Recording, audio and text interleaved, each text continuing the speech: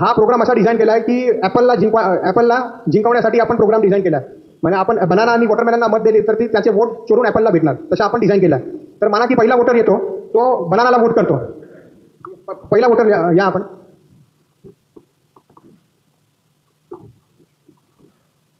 हां, ब्लूमध्ये व्हेरीफाय करा vote. Verify करा व्हीव्हीपॅटमध्ये वोट व्हेरीफाय करा. हां, बनाना फर्स्ट वोटर आला, त्यांनी बनानाला वोट केलं, त्यांना बनाना दिसला. 7 सेकंडपर्यंत लाईट चालू येते. आता सेकंड वोटर या. सेकंड माना की ते एकच परिवारचे लोक आहे, तर बनानाला व्हेरीफाय करा वोट. 2 वोटर आले, दोघांनी बनानाला वोट दिला, दोघांनी बनानाची पर्ची बघितली. आता आपण तिसरा वोटर येतो. व्हेरीफाय करा. तिसरा वोटर आला, वॉटरमेलनची पर्ची बघितली, व्हेरीफाय केली, संतोष होऊन गेला. आता फोर्थ वोटर येणार. 4 वोटर आले. आता 5वा वोटर येतो.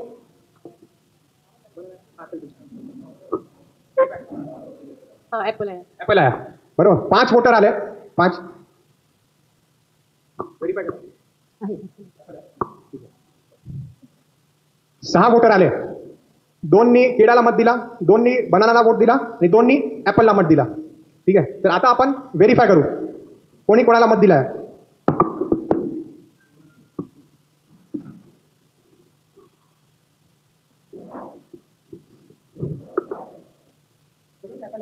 हा बघा किती ऍपल आहे. 4 ऍपल आहे. ऍपलला किती वोट दिले होते? ऍपल किती दिसते? 4 ऍपल दिसते. तर एक बनानाचा आणि एक वॉटरमेलनचा वोट ऍपलला चोरला. ऍपल इलेक्शन जिंकला. आता आपण काउंटिंग डेच्या दिवशी जे मॅचिंग होतो, मॅचिंग, आणि खूप बरेच MLA यांनी 13 लाख भरून मॅचिंग केली होती.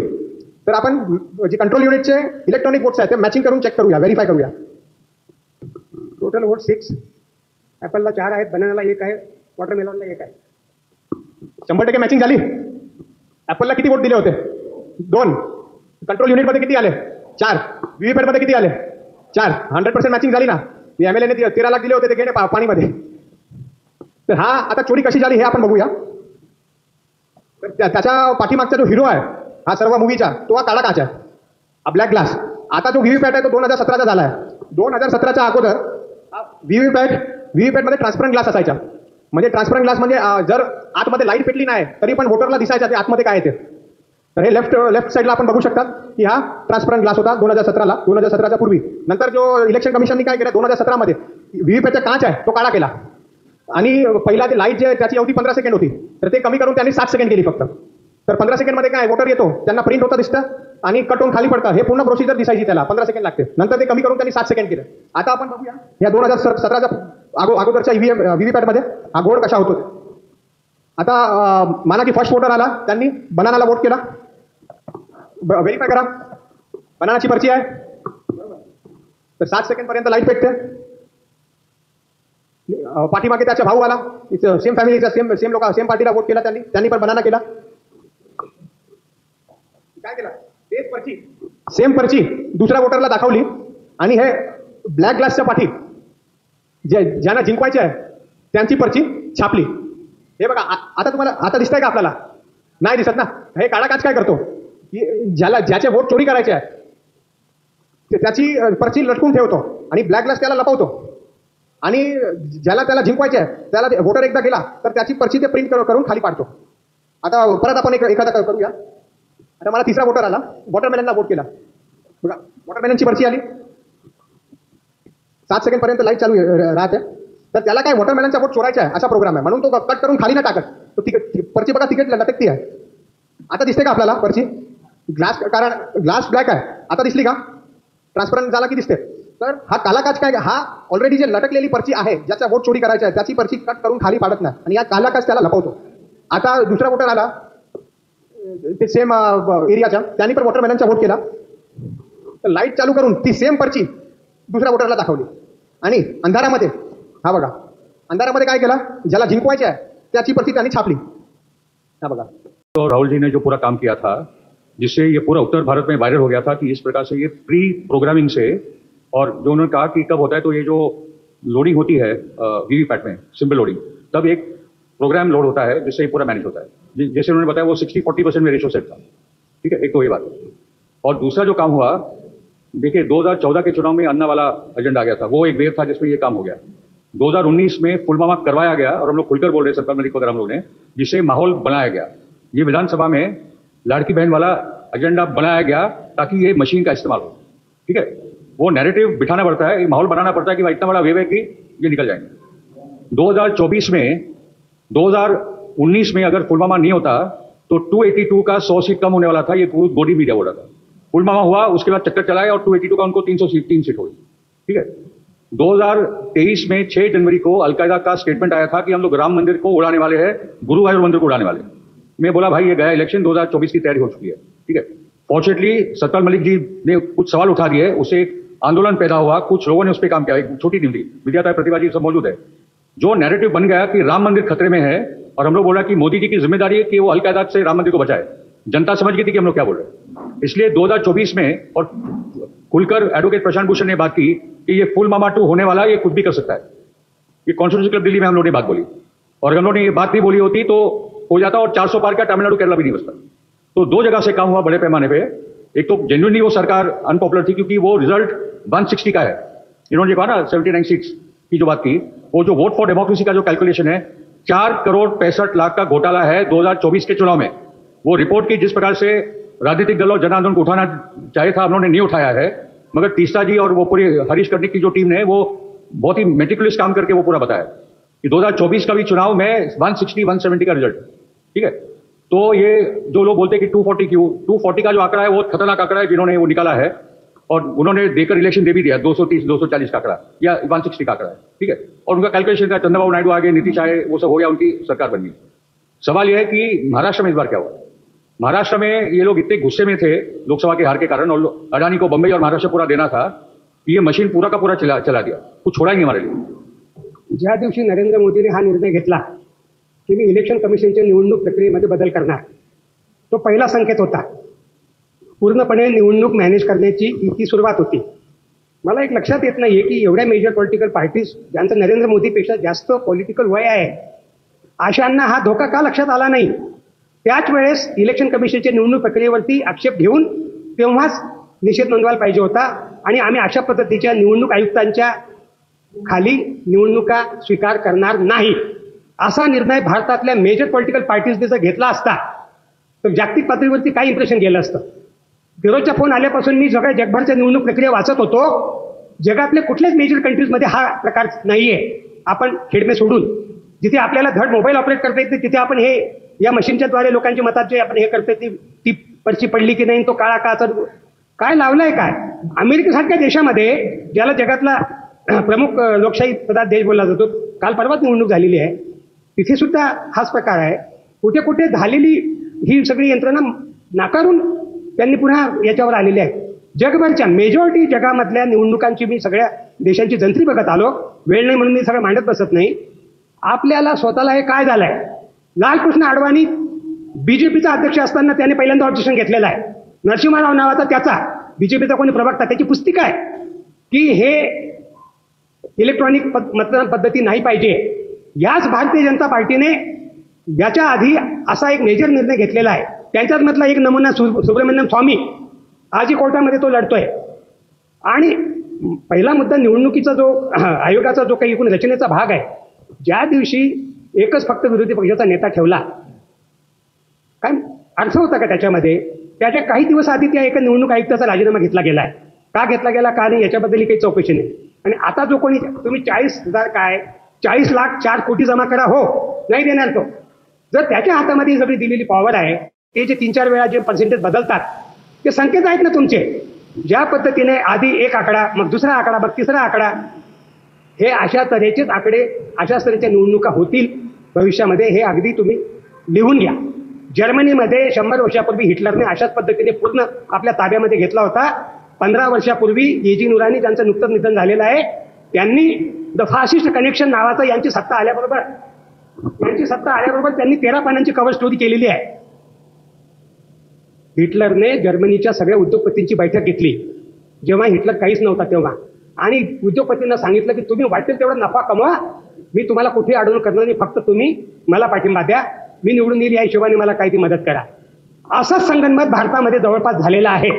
जे राहुल गांधी एकटा म्हणतोय मी, त्या हिशोबाने कोणाचा स्वर मला जास्त मोठ्याने दिसत नाही, तो बिचारा एकटा काहीतरी सारखं ते म्हणतोय. बाकी संपूर्ण देशाचा हा सगळा जो काही भाग आहे हा हायजॅक केला गेलेला आहे.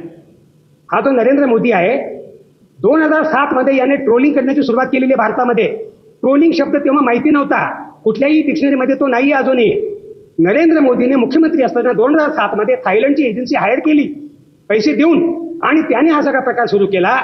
आणि आज याच लोकांची, काही लाख लोकांची सॅपरल डिजिटल आर्मी आज उभी केलेली आहे. हे कोण सांगतंय? स्वाती चतुर्वेदी नावाची अत्यंत वरिष्ठ पत्रकार बाई, जी अँकर राहिलेली काही त्यांची, तिचं हे आय एम ए ट्रोल नावाचं तिच्या स्वतःच्या अनुभवांवर आधारलेलं पुस्तक आहे की कशा पद्धतीने भारतीय जनता पार्टी किंवा नागपूरचा हेडक्वार्टर ठरवून कुणाच्या पाठीमागे कसं लागायचं आहे. स्वाती चतुर्वेदीने त्या मेसेजेसला स्कॅन करून या पुस्तकामध्ये दिलेले आहेत. आणि ह्या लोकांना नरेंद्र मोदी फॉलो करतो. नरेंद्र मोदीने पीएम हाऊसमध्ये बोलवून यांचा सत्कार केलेला आहे. या तऱ्हेच्या माणसाच्या हातात सत्ता दिलेली आहे. सुप्रीम कोर्टचा न्यायमूर्ती ज्या दिवशी चीफ जस्टिस पदावरती चंद्रचूड झाले, माझं चंद्रचूडबद्दल फार चांगलं मत होतं हो. या माणसाने माझा भीमा कोरेगावचा चौकशी अहवाल, चंद्रचूडने 8 पानांचा अहवाल आपल्या डिसेंट जजमेंटमध्ये वर्ड बाय वर्ड कोट केलेला आहे. अल्पमताचा त्याचा तो निर्णय होता, जेव्हा हा नुसता जज होता. मला समजत नाहीये, मी हे लिहिलं पण, की चंद्रचूड तुम्हाला झालं काय? तुम्ही आधी काय होतात आणि आता काय झालात? ज्या दिवशी चंद्रचूडच्या घरी नरेंद्र मोदी गणपतीच्या प्रार्थनेसाठी गेला, तुमची महाराष्ट्राची पिटिशन जी होती अजूनही तिचा निकाल झालेला नाहीये. कारण की ती पिटिशनची दिशा जी होती ती संपूर्णपणे डिस्क्वालिफाय करण्याची दिशा होती. यांना कुठल्याही परिस्थितीत आपल्या महाराष्ट्रामध्ये सरकार पाहिजे होतं. अमित शहाचं वक्तव्य आहे, कुछ भी होगा तो भी हम महाराष्ट्र में सत्ता बनाएंगे. लोक विचारतात झारखंडमध्ये का नाही? झारखंडमध्ये सरकार नव्हतं. हे सगळं डीएम कलेक्टरांच्या हातामधली गोष्ट आहे. हे सगळं हाताळणं त्यांच्या कस्टडीतली गोष्ट आहे. आणि म्हणून महाराष्ट्राची यंत्रणा, आणि हा जो नागपूरचा जो मुलगा आहे त्याचे वडील माझ्यासोबत तुरुंगात होते, गंगाधरराव देवेंद्रचे जे वडील होते, गंगाधरराव नागपूरमध्ये आमच्यासोबत मिसामध्ये होते. हा त्यांचा मुलगा, हा नरेंद्र मोदीची महाराष्ट्राची आवृत्ती आहे डोक्याने. आता विधानसभेत काय बोलत होता तो? विधानसभेत ह्या सगळ्या गोष्टींना मी अजिबात कुठेही काही करू देणार नाही अशा आत्ताचं ताजं वक्तव्य चालू होतं. प्रतिभाच्या मोबाईलवर मी बघत होतो. आणि सगळ्यात भयंकर गोष्ट, त्या वकिलाचं नाव घेतलं त्याने. त्या वकिलाला आतंकवाद्यांचा वकील म्हटला. मग प्रज्ञा सिंगची वकिली करणारे, कर्नल पुळईची वकिली करणाऱ्यांची गोष्ट का नाही तू बोलत? तू त्याला फक्त यांचा वकील होता असं सांगून डिस्क्वालिफाय करू पाहतोय. काय की त्याचं नाव काय, प्राच्याचं आधीचं नाव मेहमूद प्राच्या. त्याच्या नावात मेहमूद प्राच्या एवढा शब्द आहे, एवढ्यावर त्याला लगेच देशद्रोही, आझादी में सबका अधिकार आहे असंही म्हणतोय तो. विधानसभेतलं आजचं ताजं वक्तव्य आहे, शेवटचे 4-5 वाजताचं. या पद्धतीने तो आतापासून या सगळ्या गोष्टींची मोर्ची बांधणी त्यांनी सुरू केलेली आहे. कुठल्या लोकांच्या तावडीमध्ये देश किंवा आपला हा प्रदेश गेलेला आहे हे लक्षात घ्या. आणि ह्या ज्या आधीच्या जागा असतात, निवडणूक आयुक्त, सुप्रीम कोर्टाचे जजेस, त्या सगळ्या गोष्टींच्या बाबतीमध्ये आपण झोपा काढतो. विरोधी पक्ष काय संख्या असो नसो, मधु लिमे आणि त्यांच्यासोबत अजून 1-2 एवढे खासदार असताना त्यांनी अख्खी लोकसभा थांबवलेली आहे हो. मधु लिमे यांचे जन्मशताब्दीचं वर्ष गेल्याच वर्षी साजरं केलं आम्ही. मधु लिमे यांचे लोकसभेचे सगळे कार्यकाळ पहा. वसंत साठे मला स्वतः म्हणाले की इंदिराजी आमचे कान पकडत होत्या, मधु लिमे आपल्याला पूरी लोकसभा बंद कर देतात, तर आप लोगों को क्या हो गया? तुम्ही आता संख्या सांगितली ना, आणीबाणी नंतर देखील केवढी संख्या निवडून आली होती. जर एक मधु लिमे असा करू शकतो तर आपण तर आता पुष्कळ मोठ्या संख्येमध्ये आहोत. त्यामुळे यांनी ही जी पूर्णपणे आपल्या जे इन्स्टिट्यूशन्स आहेत यांना जे ताब्यात घेण्याचं जे प्रकरण केलेलं आहे हे अत्यंत गंभीर आहे. म्हणून तुम्ही असे चेक पाठवा, किती अर्ज फाटे करा, किती कुठल्या कोर्टात जा, त्याने फरक पडणार नाही. कारण की पूर्ण ज्युडिशियरी आधी पण दुर्दैवाने ती थोडीशी तशीच होती. सभा बघा ना, नरेंद्र मोदी अमित शहाने महाराष्ट्रातून पळ काढला. खुर्च्या खाली असलेल्या सभा पाहून त्यांनी सोडून दिला. नरेंद्र मोदी निवडणुकीचा प्रचार, आणि तो परदेशात जाऊन बसला होता कुठल्या नामकी चांगला बैठकांमध्ये. याचा अर्थ महाराष्ट्राची निवडणूक 100% मॅनेज केलेली निवडणूक, यात काही एक शंका नाही. त्याच्याबद्दल जास्त काही वेळ वाया घालवण्याची गरज नाही. ही विधानसभा बेकायदेशीर विधानसभा आहे. याच्या आधीचा निवडणुकीचा निकाल, यांचा जो निकाल आहे सरकारबद्दलचा, तो सुप्रीम कोर्टाने काय राखून ठेवलेला आहे ते पण एक रहस्य आहे. कारण की त्याच वेळेला हे डिस्क्वालिफाय होण्याची वेळ होती, पण यांनी होऊ दिलं नाही. नरेंद्र मोदीने कदाचित जाऊन पूर्ण हात जोडून पाय पडून जे काही केलं असेल, अजून कुठलं हत्यार वापरलं असेल, चंद्रचूड नरेंद्र मोदी जाण्याच्या दुसऱ्या दिवशी हा निकाल देणार होता. डेट पण डिक्लेअर झालेली होती. पण चंद्रचूड पण डिक्लेअर झाले, निवडणूक पण झाली, दुसरं सरकार पण आलं. मागच्या सरकारचा डिस्क्वालिफिकेशनचा निकाल आलेला नाही. जगाच्या न्यायदेवतेच्या इतिहासातला हा अजब नमुना म्हणावा लागेल की अशा पद्धतीचं एक बेकायदेशीर सरकार 2.5 वर्ष चाललं, निवडणूक घेतली त्याने आणि थम्पिंग मेजॉरिटी घेऊन आता तो मोठमोठ्याने बोलतोय आता हे होऊ देणार नाही, आता ते होऊ देणार नाही, हा शब्द चालणार नाही. तो असल्याच गोष्टींची त्यांची आज वल्गना मी ऐकत होतो. काही करू देत त्यांना, जनसागर जर उसळला ना तर याला कोणी काही अटकाव करू शकत नाही. म्हणून रस्त्यावर जाणं हा त्याच्यावरचा पर्याय आहे. या गोष्टीनं काही एक अंत नाहीये, कारण की हे पुष्कळ मोठं या लोकांनी 100 वर्षाच्या मेहनतीचं काम आहे. बाबांच्या जवळचेच आहेत, शेजारचे. 100 वर्षापासून तो हा प्रकार करत आहेत, आज नाही करत आहे. शेवटचा मुद्दा, बाळासाहेब देवळस हा पहिला संघचालक आहे ज्याने निवडणुकीचं महत्व ओळखलं आणि त्याने प्रत्येक स्वयंसेवकाला निवडणुकीच्या बूथपासून ट्रेनिंग देण्याची सुरुवात केलेली आहे. तुमचे आमचे कार्यकर्ते खरोखर निवडणुकीच्या प्रत्येक प्रक्रियेमध्ये स्वयंसेवक म्हणून उभे राहतात का? ज्या तऱ्हेने या मशीनची ही केली जाते इथून तिथून तिथे आपले किती लोकांचे प्रतिनिधी राहतात? बंगसाहेब बसलेले आहेत, एवढा प्रचंड अनुभव आहे 6-7 निवडणुकांचा. आपले तरी कार्यकर्ते असे कमिटेड आहेत की ज्या प्रत्येक ठिकाणी रात्री अपरात्री देखील डोळ्यात अंजन घालून पाहत बसतील. राष्ट्रीय स्वयंसेवक संघाने नुसतं हिंदुत्व नाही, निवडणुकीची पण प्रक्रियेची त्यांनी अत्यंत तंतोतंत अंमलबजावणी केलेली आहे. बूथ लेवलपर्यंत त्यांची माणसं कामं करतात, घरोघरी जातात, अत्यंत गोड बोलून त्या लोकांशी ते संपर्क साधतात. ही जी त्यांनी पूर्णपणे सगळी पद्धती विकसित केलेली आहे, अशी विकसित केलेली कुठली पार्टी आपल्या देशामध्ये? 15 वर्ष मी बंगालमध्ये होतो. सीपीएम बद्दल कॅडर बेस पार्टी बोलली जाते, पण सीपीएमचं पण असं मी नाही बघितलं. आज का त्यांना घरी बसावं लागलं? तर निवडणूक आयोगाने हे जे काही यंत्र बनवलेलं आहे ईव्हीएम प्लस व्हीव्हीपॅट, याचं जे आर्किटेक्चर असतं, डिझाईन असतं, तुमच्यापैकी काही जण इंजिनियर असतील, एखादं यंत्र बनवलं जातं तेव्हा त्याचं डिझाईन जे असतं ते बनवणारी टेक्निकल एक्सपर्ट कमिटी आहे, ही निवडणूक आयोगाने अपॉइंट केलेली आहे. आता त्या टेक्निकल एक्सपर्ट कमिटीचे महत्त्वाचे जे सदस्य ज्यांनी हे डिझाईन बनवलं, तर ती व्यक्ती IIT खरगपूर आणि इंडियन इन्स्टिट्यूट ऑफ सायन्स या 2 प्रथितयश संस्थांमधनं शिक्षण घेतलेले सायंटिस्ट आहेत ते. पण ॲट द सेम टाइम ती व्यक्ती जिने डिझाईन बनवलेलं आहे ती गुजरातमधल्या गिफ्ट सिटी, तुम्हाला माहिती असेल, त्या गिफ्ट सिटीचे संचालक सुद्धा आहेत. तीच व्यक्ती गुजरात ऊर्जा विकास निगम लिमिटेड, ज्याला GUVNL म्हणतात, आपल्याकडे जशी MSEB आहे, गुजरात राज्याला वीज पुरवणारी जी मुख्य कंपनी आहे त्या कंपनीचे सुद्धा संचालक आहेत. मग अशा वेळेस आपण म्हणतो की जर न्याय व्यवस्थेतले जे न्यायाधीश आहेत ते निरपेक्ष असायला पाहिजेत ना. न्यायाधीश कुठच्याही संस्थेशी खाजगी किंवा सरकारी नसतात ना. मग असं असेल तर टेक्निकल एक्सपर्ट कमिटीचे सदस्य गुजरात राज्याच्या, जिथे भारतीय जनता पक्षाचं गेले 25 ते 30 वर्ष राज्य आहे, तिकडच्या संस्थांचे डायरेक्टर कसे काय असू शकतात? आम्ही गेल्या 15 वर्षापासून 15 ते 17 म्हणजे मी स्वतः या क्षेत्रामध्ये सायबर सिक्युरिटीमध्ये 10 वर्ष काम केलं, 10 ते 12 वर्ष, आणि सिक्युरिटी टेक्नॉलॉजी बनवणाऱ्या जगातल्या कंपन्यांसोबत केलं आहे. 2008 पासूनच मला हे कळायला लागलं की बाबा हे असं होऊ शकतं. आणि म्हणून लोकांची चर्चा करायला लागलो तर लोक वेड्यात काढायची त्यावेळेस 2009, 10, 11 त्या ह्याच्यात. पण हळूहळू झालं. 2009ला 19ला जी निवडणूक झालेली आहे ना लोकसभेची, मी अत्यंत जबाबदारीने सांगतोय, 2019च्या निवडणुकीमध्ये सुद्धा मोठ्या प्रमाणामध्ये घोळ झालेला आहे. तुमच्यापैकी जे तंत्रज्ञ आहेत ते मान्य करतील ही गोष्ट. परंतु त्यावेळेस पण दुर्लक्ष केलं गेलं. त्यावेळेस आम्ही 25 मे 2019ला लोकसभेचा निकाल लागला. विद्याताई आहेत, राष्ट्रवादी काँग्रेसच्या 2 टर्म आमदार राहिलेले आहेत, सगळे त्या ऍक्च्युअली ऍक्टिव्हिस्ट आहेत. त्यांचं सर्वसामान्य गरिबांसाठी खूप मोठं काम आहे. आम्ही सगळे एकत्र भेटलो मुंबईतल्या आझाद मैदानामध्ये आणि म्हटलं हे काय चाललंय काय. जस्टिस कोळसे पाटील होते, पत्रकार निरंजन टकले होते, फिरोजभाई होते, सगळे एकत्र आलो आणि मग चर्चेला सुरुवात झाली आणि आपण ईव्हीएम विरोधी राष्ट्रीय जनआंदोलनाची स्थापना केली.